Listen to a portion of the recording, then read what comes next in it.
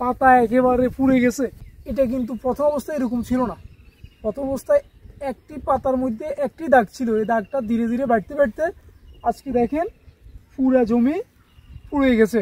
এই সমস্যাটাকে বলা হয় ধানের ব্লাস্ট রোগ। এটি একটি ছত্রাকজনিত রোগ।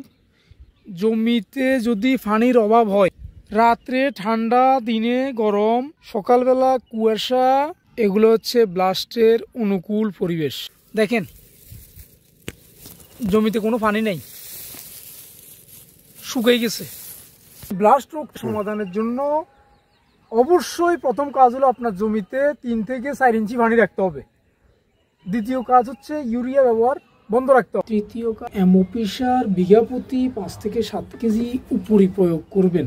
ব্লাস্ট নিরাময়ের জন্য বাজারে বিভিন্ন ধরনের বালাইনাশক রয়েছে, টুফার, নাটিবো, অ্যামিস্টারট্রপ, নাভারা। এই বালাইনাশকগুলো অনুমোদিত মাত্রায় প্রয়োগ করবেন এবং নিকটস্থ উপসহকারী কৃষি কর্মকর্তার সাথে যোগাযোগ করবেন। ভালো লাগলে শেয়ার করবেন।